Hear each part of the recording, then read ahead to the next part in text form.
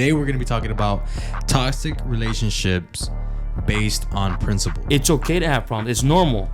The problems are not okay. It's okay to have problems. If I sowed toxicity for some time and then I snapped out of it, I have to be willing to reap toxicity for some time and hope and pray that I'm gonna start sowing some good seeds to try to get some good seeds back. Is it truly an original sound, or is it an echo of what I already set forth? Those are three ingredients that are in there. But those three ingredients don't determine what they're gonna look like. Yeah. Just like sugar, milk, and eggs make a lot of things. Write that one down. On the track.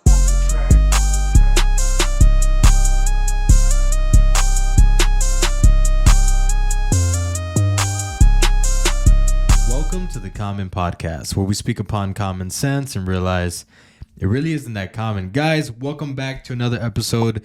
We got an OG today. Actually, the real OG, the original guest. It all started with Mr. Ben Prieto. What's going on, bro? Not much, bro. Pretty short intro this time because I kind of really want to dive into it. I feel like this is going to be a long one, and we were already talking before the show started off record, and there was some pretty good stuff, so I don't want to waste much time. But today we're going to be talking about toxic relationships based on principles. So is your relationship toxic, and how to build healthy principles is what we're going to be talking about today. So we've been on this short marathon on a marriage. So we talked about, should married men have female friends? And we've also talked about, I don't believe in marriage. So there's this, I guess a trend going on now that people just don't see the point of getting married. They see that, it's just not worth it. Why do I need to get married in order to prove that I can do all these things for you, to prove that I love you? Do we need to take that step? Why does it need to involve law in order for me to show my love for you? That's obviously not what we're going to be talking about today. Just kind of wanted to give you a perspective on what we have been talking about on the show. But yeah, today, toxic relationship based on principles. So let's dive right into it, bro. What were we talking about before the show started? So I think when we talk about toxic relationships, I think that's the word toxic is a little overused right now. Everything's like, I think we live in a society right now where everyone thinks they're woke about toxicity, about mental health. Everyone's a psychologist now. Yeah, for sure. Everyone is what's his face? Dr. Phil, Yeah. So, and if you just look at your timeline or your stories, everyone posts a meme about, what toxic is. However, yet it's still around us, Yeah. Yet it's still common. Yet, whether it's in our relationship or your friend's relationship, someone going through the heavy consequences of unhealthy relationships, you'd think there'd be less of it, considering that as a people, as a generation as a whole right now, like 2021, considering we're so woke about it. Yeah. But yet it still happens. So not downing the wokeness, if you're woke, but true. Not downing it, but do we really know what being toxic is? I have a perfect example of that. I saw a post today actually on Facebook. Somebody posted on my timeline, and it was something along the lines like, why would I search for some other female when I got my own B word? Right? So that's like I'm woke. Like, I'm a loyal man, but at the same time, it's degrading. I'm degrading. So that's kind of like, for me, in my perspective, counterproductive. Exactly, counterproductive. On the wokeness, So I think right now, in general, the wokeness of toxicity gets aired out so much or put out there. But first of all, do we even understand what we're sharing? That'd be number one for me. But that's a more personal thing. Like, to each his own what you share online, right? Do share whatever you want. But are we truly identifying toxicity, or are we going against preferences we don't agree with? That's where I have to, for me personally, I've had to learn to distinguish, and I encourage others to do so, because again, are we correctly identifying toxicity, or are we accidentally, like right off the mark, labeling it toxicity, things that I don't agree with, or things that make me uncomfortable because I'm not willing to change, or because I'm not willing to compromise, or because I'm not willing to accept a potential unhealthy flaw that I might have that's, overbearing on my marriage or my relationship. And therefore, when it's called out, all of a sudden that person's being toxic, and doesn't doesn't fit with me, and now I'm woke and I gotta step out of that. So it's preference versus actual unhealthy relationships. Both can cause conflicts. So that's why, in my personal opinion, I believe that, like, the younger generation, or in general, it can be any age, I believe that like today's woke social media type generation, which crosses all ages, obviously, but I believe that there's that misinterpretation of the two, of unhealthy versus we don't have the same preferences. So uncomfortability doesn't mean toxicity. Exactly.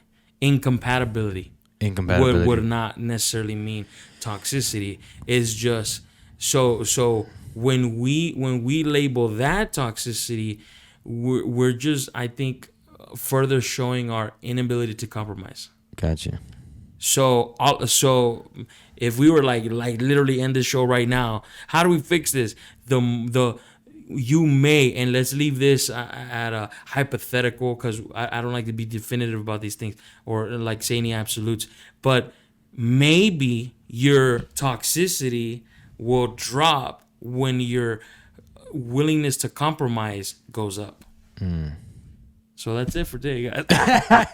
I mean, in a nutshell, you could probably just wrap that up. But the reason why I wanted you on the show, especially when it comes to this, well, first of all, it just so happened that you're coming down. I drove 6 hours to get here. Yeah, but you've actually helped me out in my marriage. That's a personal thing. Ben and I were talking before the show a little bit about my marriage, but I'm a newlywed. I guess you can still consider me. It's been within a year. And in the beginning, obviously, every marriage, it takes some getting used to and it gets rocky. And you've obviously helped me out through some big parts of that. And I'm very grateful for that. And that's why I wanted to have you on the show. By the way, we need to stop meeting so late. Yeah. Yeah. So anyways, what are some, I want to say, what are some exercises or what are things that we can do in order to build healthier principles in a more in-depth? Because obviously you said being more conditioned or being more open-minded and being more willing to be compatible. But how do we do that? So in order to be able to do that, we kind of toxicity, we keep it general. We kind of have to identify a little bit of what it is. And I believe if we keep it really common, so it can be like universal for relationships, toxicity is selfishness. Toxicity is selfishness of only what I want, only what I deem to be good or bad, only what I deem to be correct and wrong, and then trying to force that on someone else. Whether it's correct or whether it's flawed, whether it stands on principles or whether it stands on trauma, whether it's related to how I was raised, whether it was related to how I was brought up or what I saw in my parents, etc., etc., etc. But it's just forcing my view on someone else, and it becomes a burden to the other person emotionally, spiritually, mentally, like everything, physically even. So the start to building healthy principles in marriage is consideration. Consideration is the first step before communication, because communication, although it's super important, I always talk about in marriages, communication and trust, right? Communication, trust, hand in hand, boom, boom, boom. But communication doesn't even happen if there's no consideration to even connect. Gotcha. You know, so there has to be first, and consideration is not even, because even communication sometimes can be a flex. Like, well, I'm communicating. You're welcome. You know? And that's counterproductive as well. It can be counterproductive as well. Like condescending, whatever. Yeah. But I think consideration, it begins privately. It begins in you. Yeah, for sure. You know, like because before consideration, it that is unhealthy. Wanting me to push what I believe without taking the other person's considerations into play. That's true toxicity is what I believe. Like not even undermining your partner to the fullest and not even caring about them. I believe that's toxicity. So when the consideration comes in, you said communication, and then what else did you say? Communication and trust. Communication and trust. Yeah. So consideration comes first because that's when I make a decision inside that I even care about what the other person thinks, that I even care what the other person has to say. And it really starts there, because I'll never tap into communication or never even exercise healthy communication without first, the decision-making factor is in consideration. Like, is this what I'm willing to do? Do I even care how they feel, how they think, how, in this case, if I was talking about my wife, do I care how she feels? Do I really care for her to be happy, or do I just want to get by? And so that's a decision that it becomes an inner debate, and it happens so fast. Like, we're really breaking it down, like making it sound longer than what it is. Yeah. But it's almost subconscious. Like, that consideration factor is almost subconscious. It happens quick, and I think that's why it's overlooked, because it happens so fast, seemingly, subtle, like just so subtle, just there. It's more of a feeling than an actual broken down thought. Yeah, I can see that. I can think of moments where I've had that where. I mean, consideration is like I've said this, like when I've mentored others, like when I've had to tell someone. I was mentoring a young man regarding his parents, and I remember me and my wife were sitting down with him, and we said, "Do you even think about your parents when you're shopping at the store?" He's like, "Yeah, I think about them all the time." And I was like, "No, I guess maybe I worded it wrong." I was like, "Do you think like, man, you know what? I think they'd really like this. I think, let me get it for them."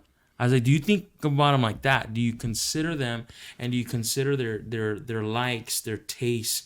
Do you anticipate something they may like?" Like, that alone, it begins by even just wanting to care about them, like in 1 ounce of it, but it happened so fast. And then what happened, this kid, he actually for a moment was like, "No, I actually haven't." He never thought about it that far, because it's not something that you just sit there and dream about or think about. It's quick. Yeah. It's quick. But I believe that consideration is something we nurture. Like, you have to condition yourself to it for it to be healthy. You find yourself with time, being more considerate. Like, it enhances communication. It enhances trust, because it creates, like, I would say, like a safe environment to know that they have the best interest for me, and vice versa, to know that he thinks about me, vice versa, to know that he does care about what I like, what I don't like. He remembers what I like. So, and they all kind of go together. Consideration. I can be so considerate and have poor communication, and all my consideration will be wrong. So it kind of has to go together. You know what I mean? Yeah. Does that kind of go hand in hand with what you were talking off the record? Like the, how you project it? Yeah. But like, let me give you like super simple examples. It's like, once we start flexing that like conditioning that consideration muscle, but if there's still poor communication, and not a full condition consideration. It could be as dumb as like, hey babe, I got you a burger, and you're like, you know I hate onions. You know I'm allergic. You know? But it's the thought that counts, you know? Yeah. So, like, consideration has to, like, it starts off with a good intention, but then we fine tune it, and you adapt to your relationship, you know? Yeah. Because if you don't, then it's still about us. Yeah. And then back to toxicity, you know, selfishness, and not caring about the other person. So toxicity, or to also say this in case there's somebody like, that's not what toxicity is, you know, like it's so broad right now, dude. It's so broad. So like, if anyone watching, if you're kind of getting to where we're trying to go, we're trying to keep it as general as possible, but fine tuning issues, but still as general as possible, so that we can touch multiple issues that are creating unhealthy habits in marriages, that are creating unnecessary conflict in marriage, and sometimes I've even heard people say, well, good thing we're getting over this in our first year of marriage. No, dude, it can last 10, 20 years. Yeah.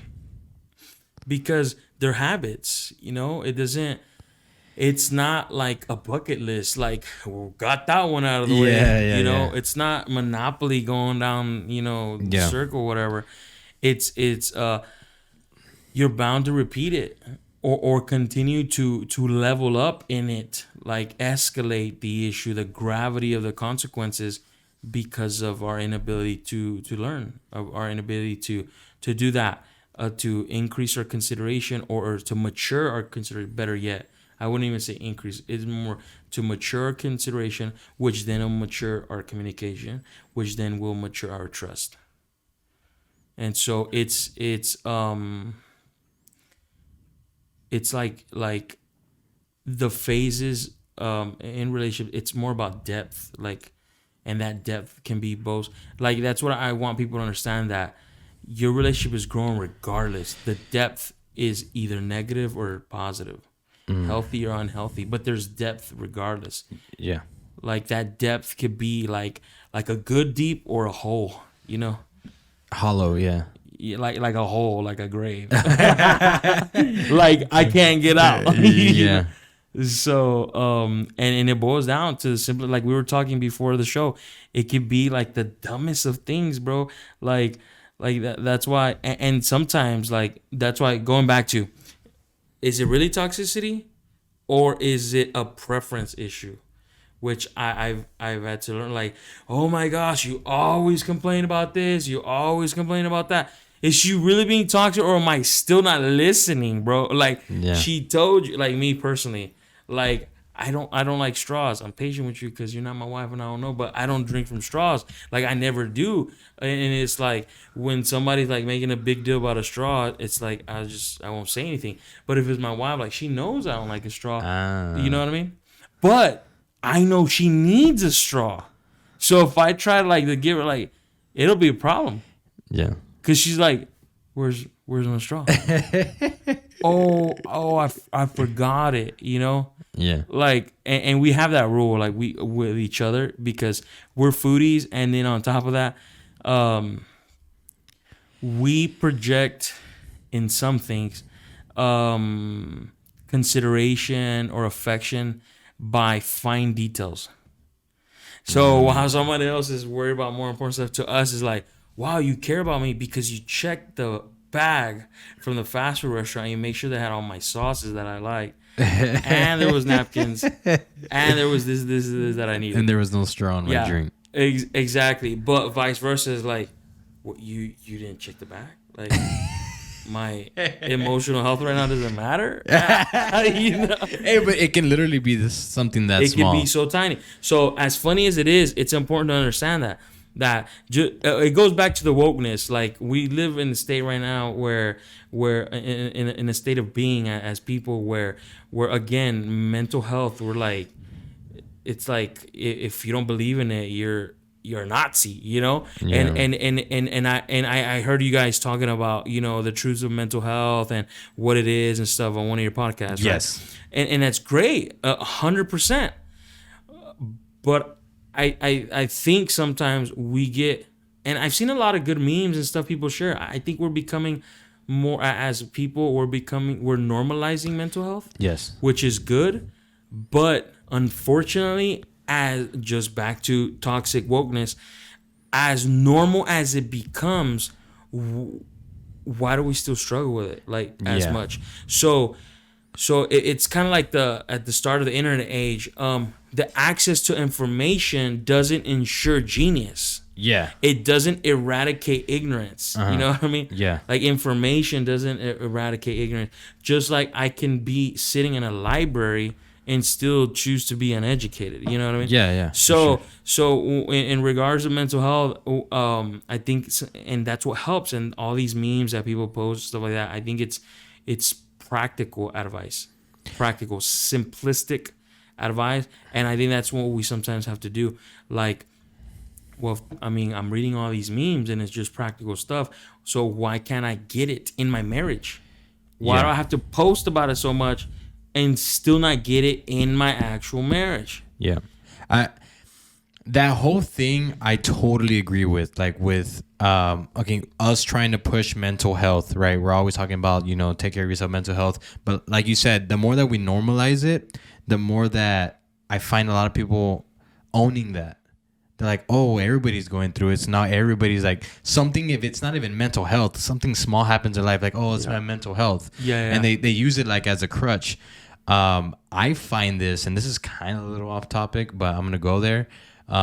This is why I don't really support any type of movements. Like, you know what I mean? I'm talking about, I'm going to put out there, gay pride, Black Lives Matter, any type of things, because the fact that they're pushing that agenda so much of not wanting to be segregated or not wanting to be put, it's counterproductive to me, because it's still like segregation itself. It is. I get that. It is. It's like, oh, we should be treated differently. We should be treated with high, like, you should be treated equal, right? Mm-hmm. But the movement, for a lot of the people that are in it, is just, you're not spreading awareness. You're just further segregating it's like, I can see that. Here's them segregated, and then here's like the us being equal, right? So it's like now they're trying to get on the other side of that segregation. There's another spectrum of exactly. And I feel like that's the same way with mental health. The more that we share it, and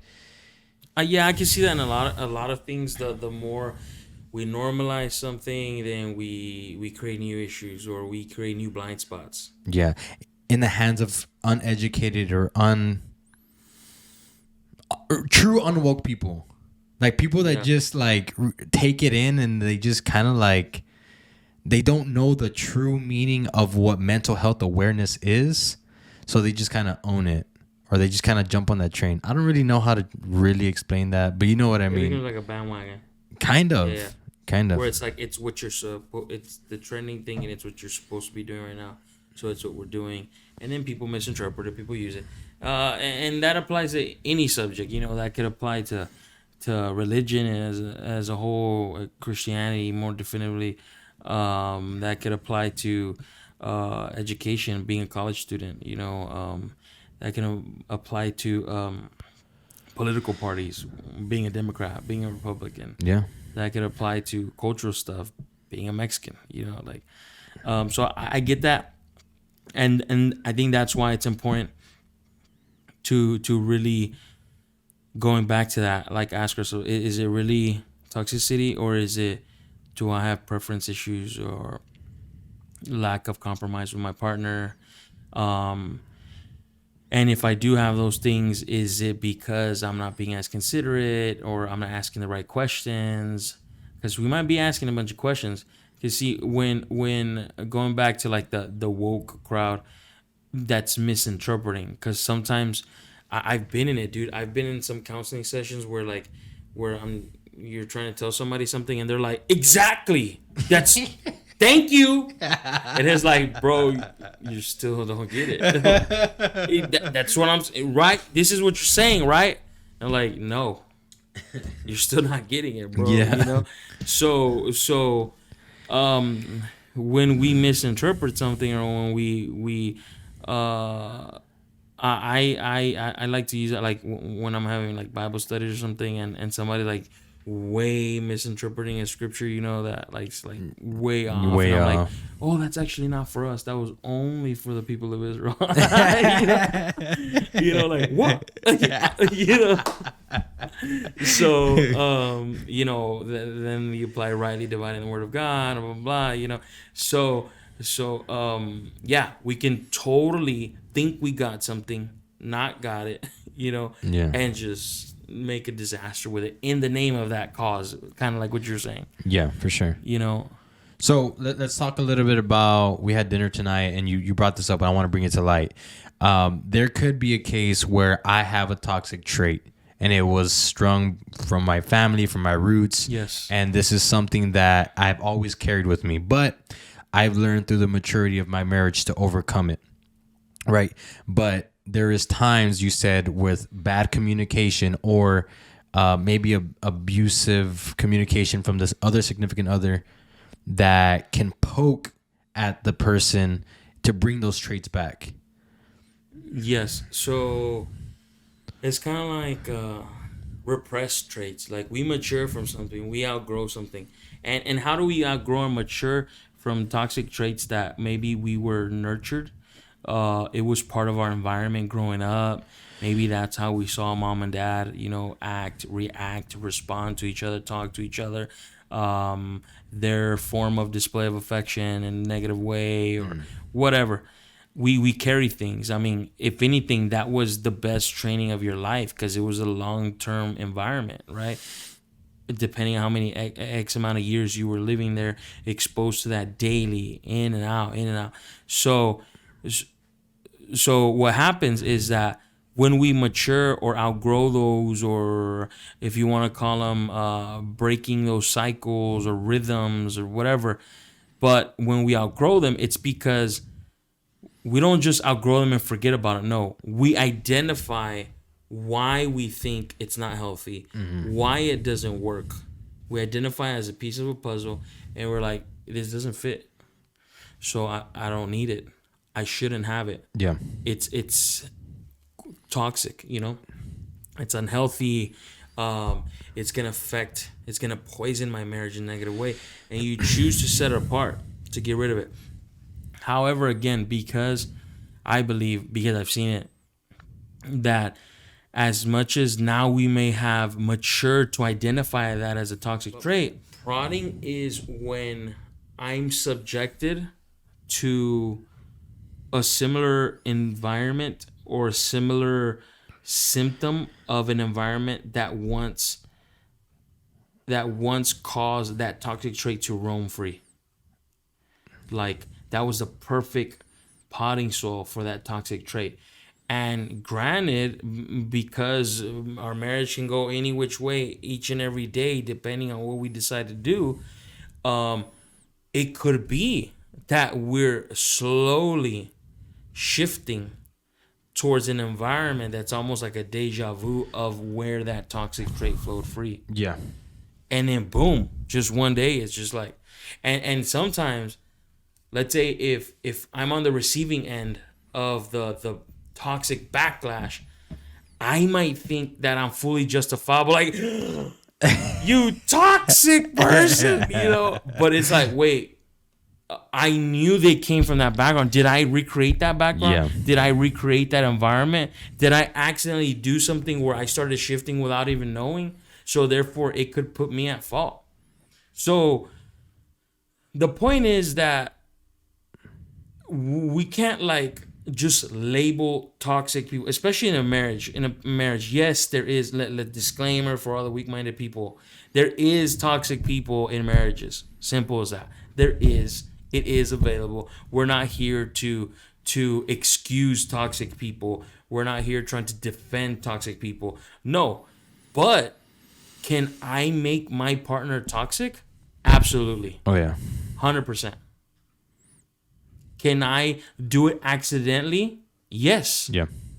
Can I do it willingly and purposely? Yes.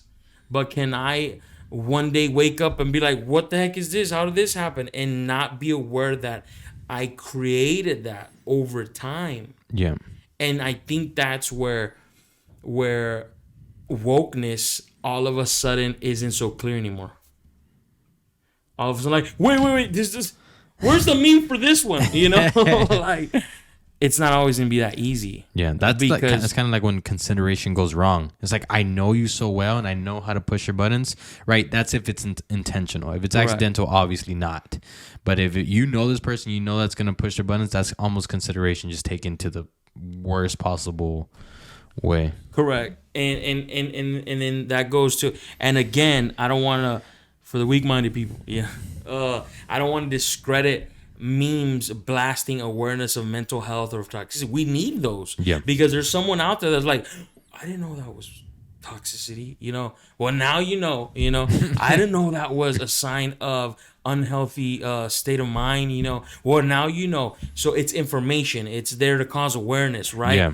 But it's also not a flashcard system because toxicity, or the development of toxicity, is so complex and it starts so subtle. It starts like, it's like a silent killer in relationships, that there's like, we can't use the wokeness of the toxic word, or the wokeness of, you know, affecting men as like flashcards, and we're like, I can't find it, you know, like I don't see this one, you know. It's not gonna be that simple. For sure. So awareness campaigns in general are not cheat sheets. They're highlights. They're not cheat sheets. They're highlights to help. They're guides, like they're trailers, literally, to like top 10 worst things to look out for. But there's more than 10. Yeah, you know what I mean. And so I can't use those as my absolute guide.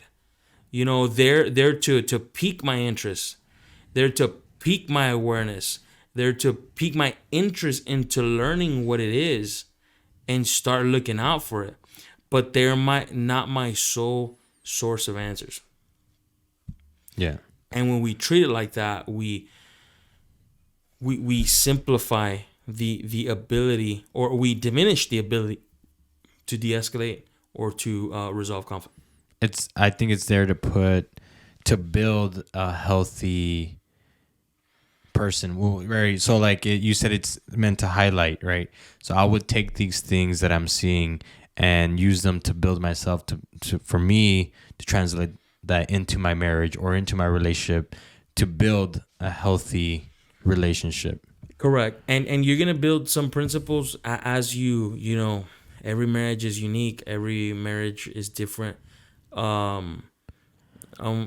You know, not every marriage is dictated by the same pattern as your parents or your in-laws, etc. Which is also important to understand on a side note, because I mean, our goal is to have better success than our parents did in every aspect, whether it's financially, whether it's the way we treat each other, whether it's the way we love each other, the way what we were exposed to, how we were cultured, or how we traveled, you know, or the environment we created in the home. You know, our goal should always be to, and I think every healthy parent will also have that same intention. Expect their children to surpass them. Every healthy non-toxic parent, because I mean, toxic wokeness, we got to hit it all around, right? Yeah. So every unhealthy parent is threatened by the wokeness of the underling, which is their kids. I know, right? A few. but we have to, so on the side of the couple, it's like we kind of have to remind each other, like me and my wife, like, hey, remember, like, we said we were gonna be better than them. Yeah. Remember, we have bigger goals. Like we always have to come back, I think, as a couple, and I think this is something me and my wife, Ruby, which wasn't able to make it. Shout out to Ruby. Yes, shout out to Ruby, making macarons somewhere. But what do you call it? we have to, if we stay a team, which is very important, and again that goes back to consideration, communication, trust. If we stay a team, we're always able to direct ourselves back to the drawing board without taking it like a reprimand.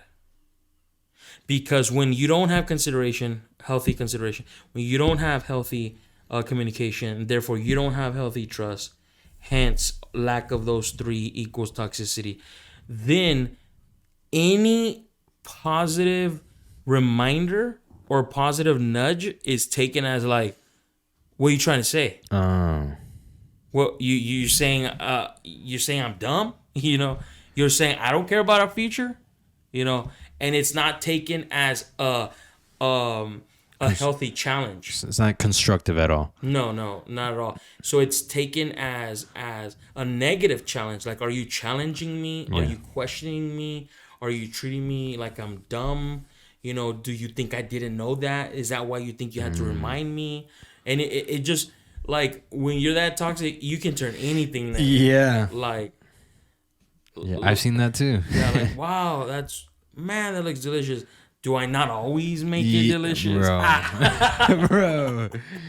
That's just every female. No, so even though the formula is correct, because the relationship isn't fully healthy, it can still taken as toxic.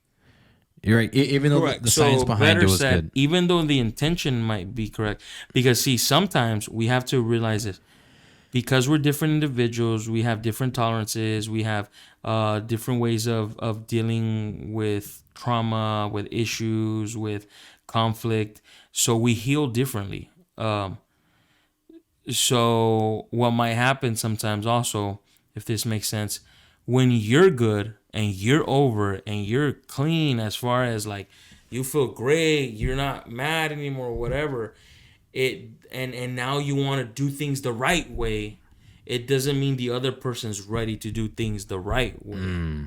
So it's kind of like we reap what we sow. Like, if I sowed toxicity for some time and then I snapped out of it, I have to be willing to reap toxicity for some time and hope and pray that I'm gonna start sowing some good seeds to try to get some good seeds back. So that's where I think it gets confusing to where well, I'm good now. I don't know why you're being toxic. Yeah. Like, maybe I created that. Maybe good. I caused that. And when you look at like what is that called in animal nature? The like that mutual dependency on each other as people, as a couple, then we realize that it is like a wave, like the ripple might have hit here first, but then it hits them back and it bounces back, or etc. Or like sound waves, you know what I'm saying? Like, yeah, gotcha. An echo, is it truly an original sound, or is it an echo of what I already set forth? You know what I mean? Boom. Write that one down. That one's going on a TikTok. So it's like it's crazy, bro, because when I look at the raw reaction of, now let's mark that one. Let's go to that. I'm in a toxic relationship right now. Someone might say, okay, I need to evaluate that. Is it truly, like, literally, before we start pointing fingers, could I have caused that? Is that a product of my doing? Is that a product of, oh, but I'm fine right now. You don't understand. I'm doing good right now. I do this, I do that. I ask her, I help her here. Blah, blah, blah. I don't care what you're doing right now. What did you do a few months ago, a few weeks ago, last year, the last 5 years? What did you sow to cause what you're reaping now? And can we flip it? Or do you still continue going back to square one by continuing to screw up? You know what I mean? Because now, let's say we are doing good, but and what if she's the late healer? Yeah. She, like, people bruise easy. What if she just takes longer to heal? And right when she's about to heal, boom, I mess it up again. Yeah. And she's just in this constant cycle. And I just bounce back super quick. So we can't take it at face value, because at face value it would be like, wow, she's super toxic. He's always so happy. He's always doing so great. Well, yeah, because he bounces back super fast, and he re-triggers her again, or vice versa, and she just takes longer to heal. And I could be the shameless person, you know, that out of sight, out of mind. I'm over it. Let's move on. Yeah. And then that individual has seemingly the ability to deny that they're toxic. Yeah, because and like you said, on the face, it doesn't look that way. Correct. So in reality, they could point fingers and be like, "Oh, look, they're so toxic" or whatnot. Exactly. But in reality, they're the ones that are actually behind the scenes feeding that toxicity to the other person. Correct. So it's tricky, man. It really is, but it goes back to that. It's not as simple. This is not a simple topic. This is not a one answer. And there's probably that one person watching that's like, so what do I do? It's like, bro, like there's not a one thing to do. There's like, if we had to say, what do you do? It's, let's start with an evaluation. Like you need to, so it's kind of like the best way I can like simplify it as an illustration is you go in, it sounds this dumb when we're like, okay, I think I have a toxic relationship. What do I do to fix it? It's as ignorant as me going to the mechanic and saying, what's wrong with my car?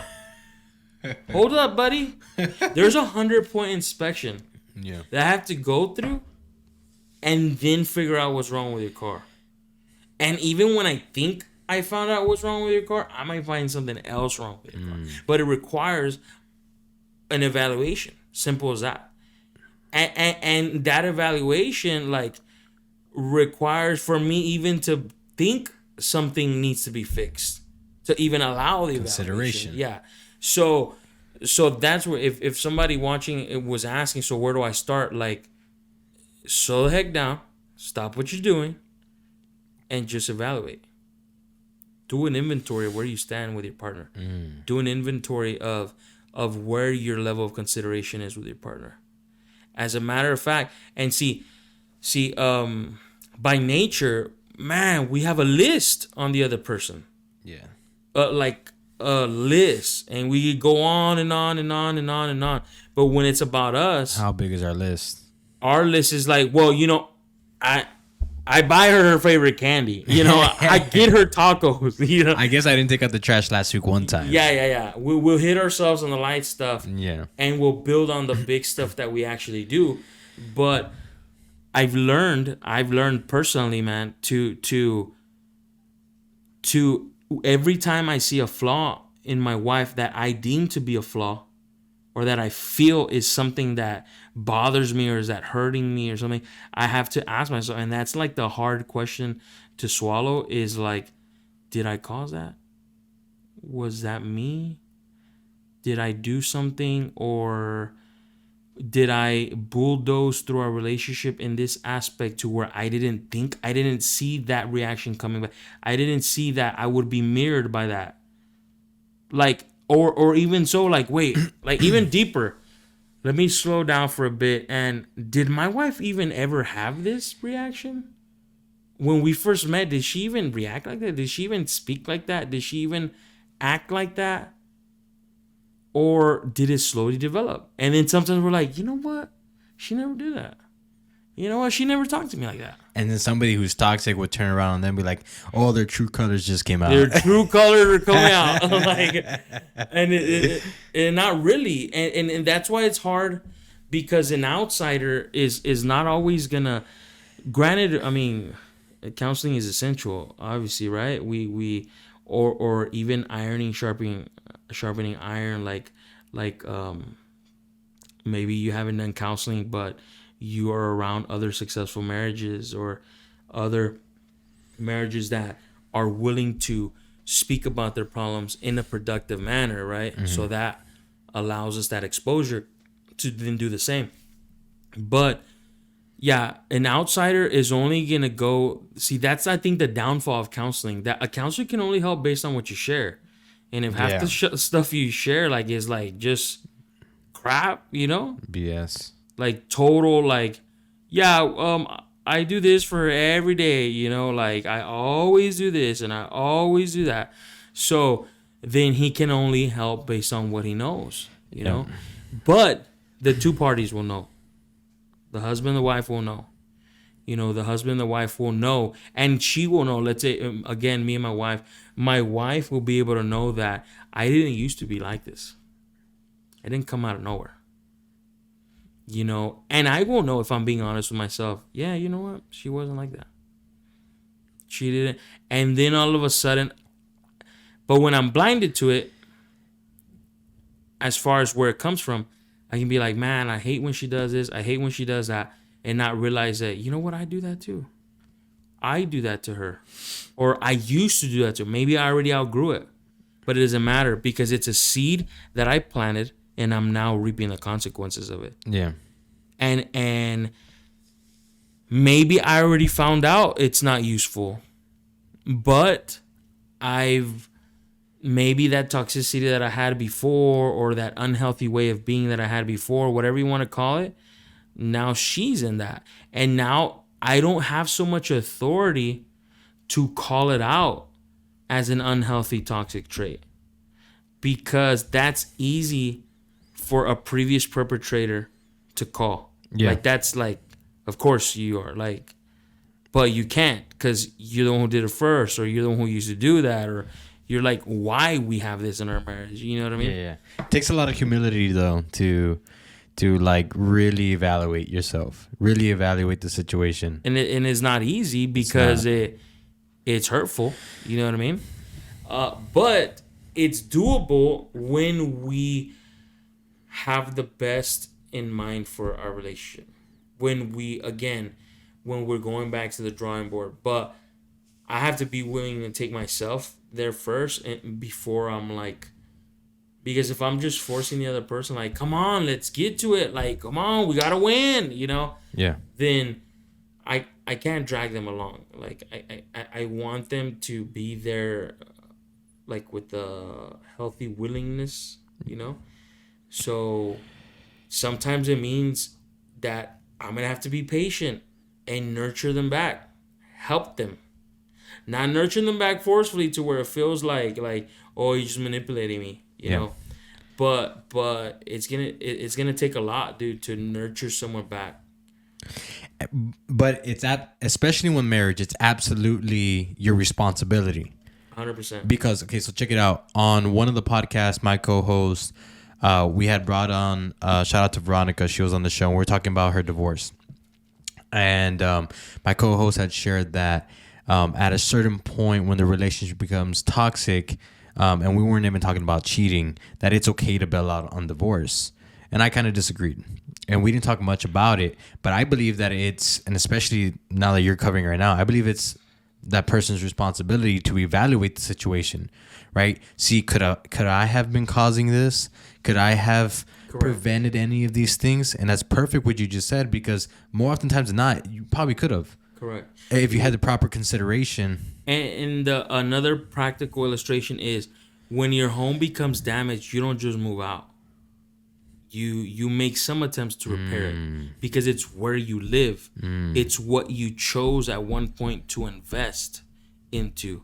You've invested into it, and that investment, it was not like if it was meant to be leased out, I wouldn't have got married.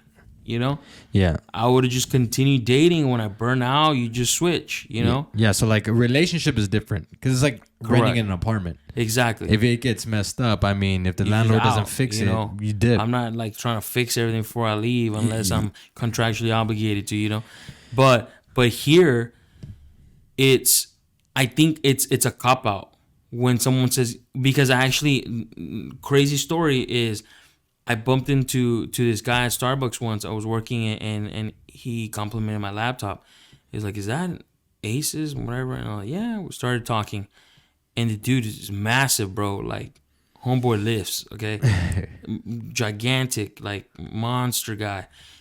And anyways, we started talking about marketing, and it turns out he does marketing for some business, and we exchange information. We're gonna collaborate and this and that. And he says he's new in town. He has some questions like, "Hey man, do you know like where I can find this kind of food?" And I'm like, "Yeah, bro, I know the city like the back of my hand." We start sharing information, and I don't know where we get to where he shares about his wife. And I was like, "Oh, so where's your wife?" And he says, "Oh, because he said, do you like to travel?" And I had at that time I was like, "Yeah, I'm about to go to Haiti." I told him. And he said, "My wife is Haitian." "No way," whatever. He starts talking about his wife, but then he kind of flips and says, "Yeah, but we've been separated for like a year, and she's just toxic, and I'm just done with it, and whatever." And anyways, the whole point is, not without going into so much detail about what he shared. The point is, he was ready to date. Like, he was ready. Like, Houston, I come from this smaller town. I'ma hit it.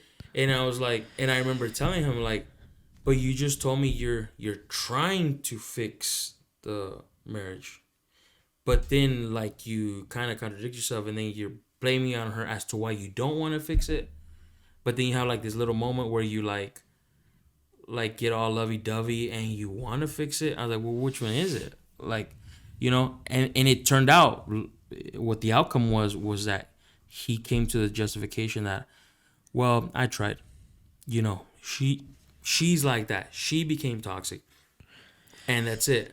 And it almost turns into, with like this, like back to like the wokeness, I think it turned into like, well, I'm going to respect your decision to be toxic, and I'm going to pack my bags and leave. And then it was like, dude, there was not even like going back to, what if you created that? You don't have the right to just walk out like that when it's something that you created.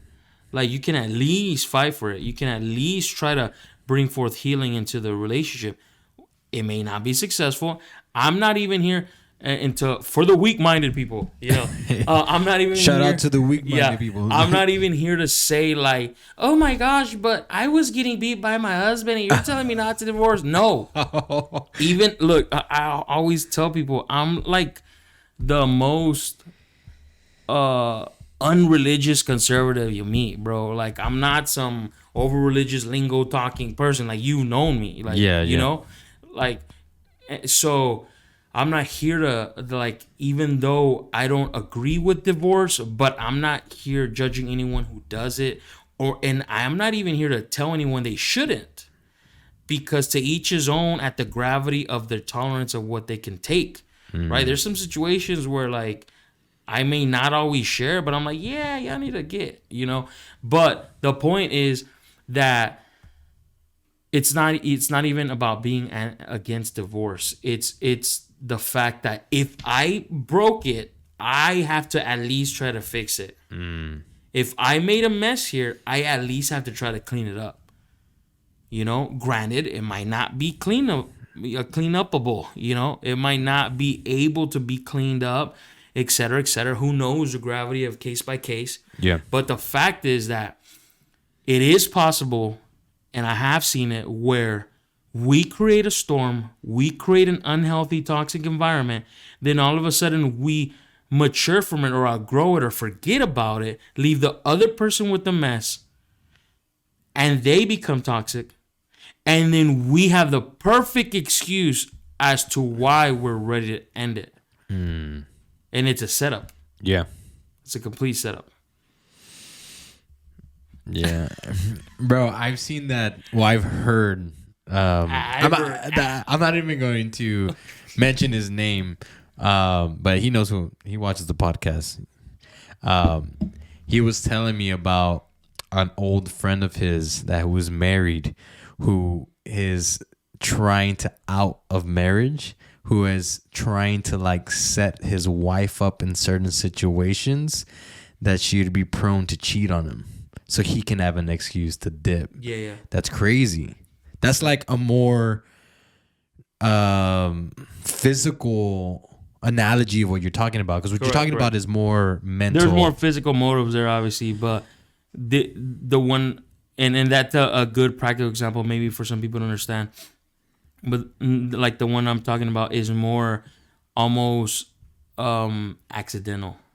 Yeah. To where I feel I have the right now to get out, or like it's a good cop out, but I fail to realize that I was the initial perpetrator. I set the perfect environment for us to fall into a rut, and now I'm out of that rut, but they're not out yet. So rather than being patient and being like, hey man, I'm sorry, like I'm sorry I made you this way, like let me help. And even then in the beginning, the person's like, forget you, I don't need your help, you know. That's normal. Yeah. That's, oh, I tried to help them, they don't want help. No. I have to understand that she's gonna reject my help. I'm the perpetrator. I'm the one who caused her to be like that. Yeah. You know I what see I mean? what you're getting at. You're not saying that it's gonna be easy. You're not saying that it's gonna be even possible. But what you are saying is that it's absolutely necessary that you at least try in some way, shape, or form, first evaluate it, and then try to fix what you've, especially if it's a marriage, I think. 100%. But yeah.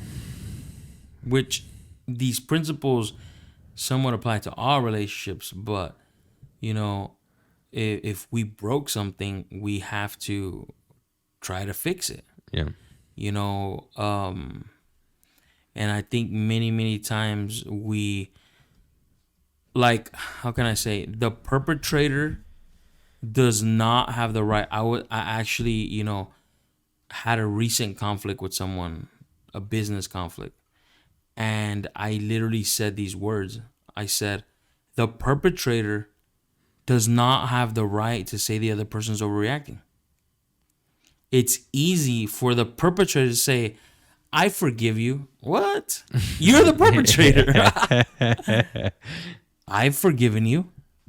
You know, what's the big deal? That's like a slap in the face. What the heck? You know, so the question is, are we placing ourselves in our marriage or in our relationship in that absurd, like, narcissistic seat to where, like, well, what's wrong? I forgave you, you know, like, what's wrong? Why the overreaction? I'm trying to love you, you know? Yeah. I'm trying to make this work. It's like, again, we have to realize we have different healing processes, like different lengths,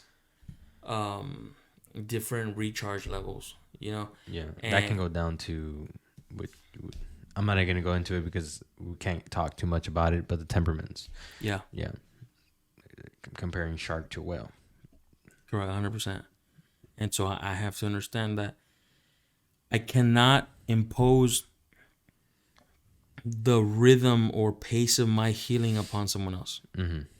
If I messed them up, I hurt them. It's like, and this is not like for all the weak-minded people. Like, Ben is online just talking about all his problems.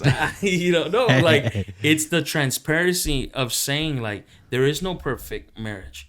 Anybody out there who pretends they don't have problems is a problem in itself. You know. Yeah. So anyone not and I think, like, just kind of like we normalize so much stuff. I think if couples that are in position to influence others or in position leading others, if they were to normalize marriage conflict as far as the truth of it, I think so many people that we lead would be healthier. And this brings me to this, man. I just remember this.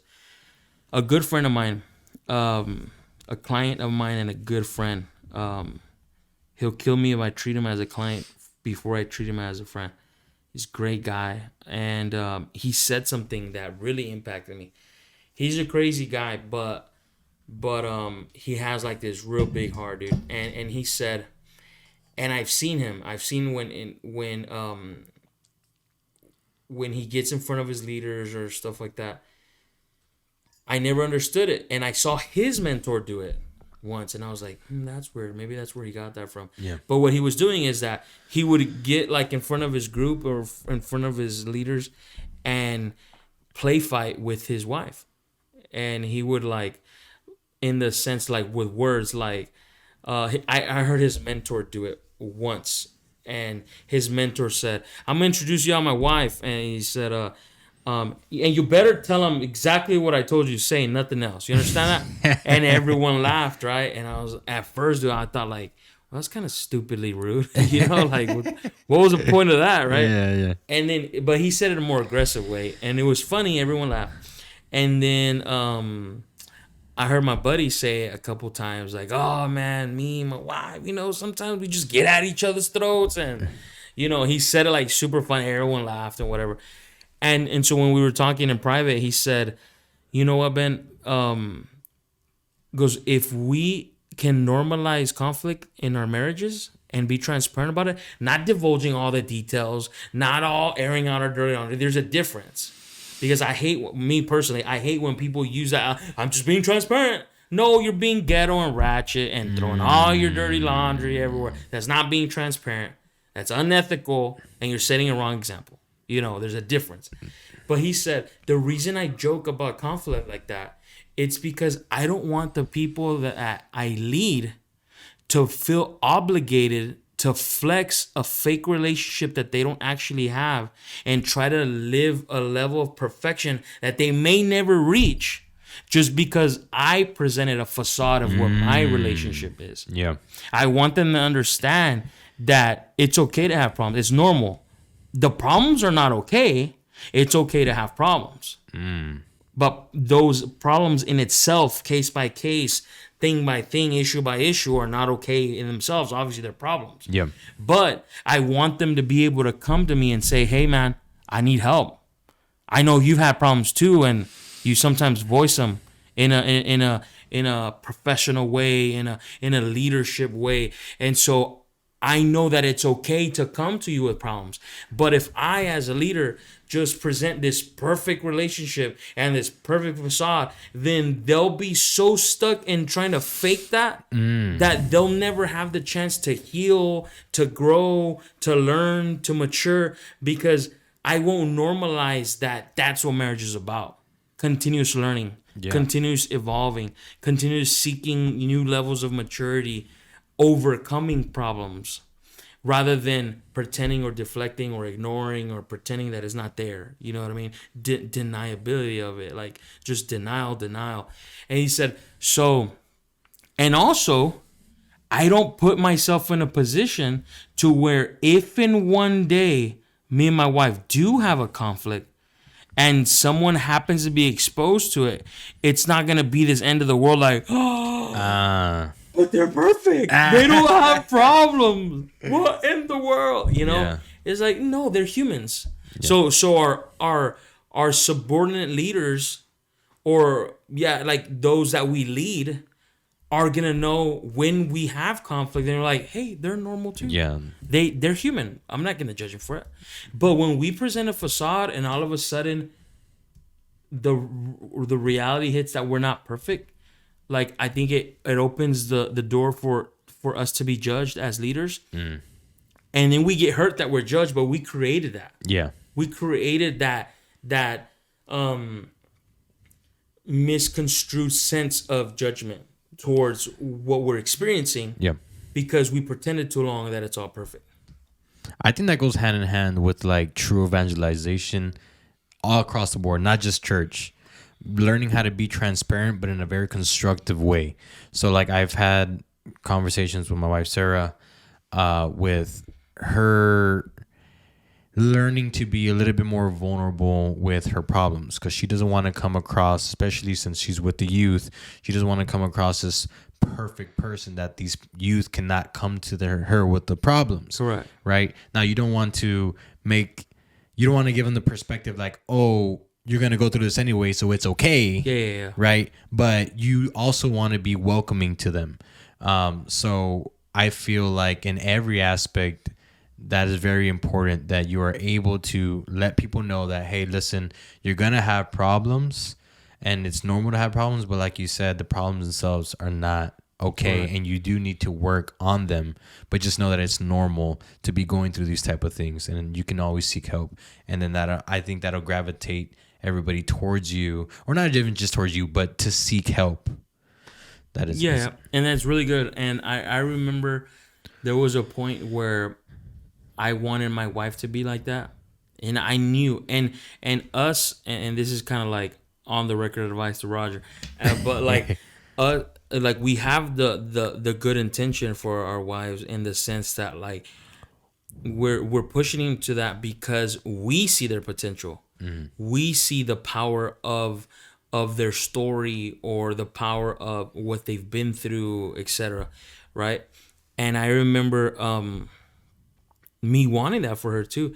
And I remember we went to a conference and someone put her on the spot, behind closed doors before the event. Like, this is it. You're gonna say your story. you're and then it turned into more like, it can turn into a guilt trip to where it's like, what, you don't want to save people? You don't want to impact people's lives, but that's a powerful testimony. Exactly. And then but fast forward now, man, my wife is amazing at that. And when she engages and when she opens up and when she speaks life into someone or when she corrects someone with love and guides them, it literally has nothing to do with my strengths or what my perspective 100% is. It's 100% her, and it flows. You know what I'm saying? So now looking back, it's like, well, good thing I didn't push it too much because I might have killed that. So the advice here is I have to allow her as a flower to blossom naturally. Too much forcing of that flower to blossom may hinder it, may damage it, and just prevent the blossom. So I think the issue for me, our type, is that we see the potential ahead of time in people, but we don't have the patience for the timeline 100%. I see it. That makes sense. Now, here's where I feel like I'm going to kind of challenge that. You're waiting to hit that all night. Because I feel like it was hindering her more than anything. And it will. Because not being able to be honest with yourself and be vulnerable with yourself will not allow you to grow in certain areas. So, like, if you're trying to be this perfect person in the face of others, you're going to try to pretend to be that in all different... And I get that, but it goes back to your fixer ability, that you see a problem, you see the solution, 2 + 2, boom, but it still doesn't portray the actual timeline. Gotcha. We just see the problem, the answer, if you really don't like the problem, there's the answer, then we can move on to a healthy life. But part of that story, or part of their future flow in that story, has to do with the time in that in that state of inaction, in that state of shyness, or in that state of I'm not ready, in that, like, they're still brewing. Yeah. So it's important their woke time. Correct. Their incubation time. So what would you advise? I can stunt it, basically. Okay. Because it's still like you're not wrong. Yeah. You're just wrong about the time. Gotcha. But you're not wrong about the problem. You're not wrong about the potential solution. So what you said, so like in my because I was still right when I talk about my wife. I was still right, but I was wrong about the incubation time. So like in my situation, would you say that I don't do anything about it, or should I like tell her, oh look, I see this, or should I just become you know what I mean? I think it's gonna be more like, hey, well, when you're ready, okay, or hey, man, I think that would really be powerful. I think there's some people that really need to know that, but literally, you have to somehow genuinely say, no pressure, without making it seem like it's pressure. Because even if you say it's no pressure, but it comes off like pressure, it's still taken as pressure, right? Yeah. So it has to be like, man, whenever you're ready, if you're ready. And especially for like your wife and my wife, like, since they got that part, like urchin, yeah, they despise ultimatums. Got you. You So- want to give them the option. Exactly. And in reality, we can't be narcissistic enough that it's gonna be their gift because it's their story, it's their background, it's their journey. I can't make it mine by dictating a timeline or saying like I discovered it for you. You know, no, it was already there and it was probably gonna happen with or without you being in the picture. You know, possibly, but we can't own it, and we have that tendency to own it because we're producers. Got you. So we can mistakenly own it, and if they come to identify it as it being your product, then that's kind of a form of ultimatum. Yeah. Yeah. And it probably wouldn't be And they'll as reject productive. Yeah. It probably wouldn't, like you said, it wouldn't blossom the way it should have blossomed. Correct. So it has to come from them.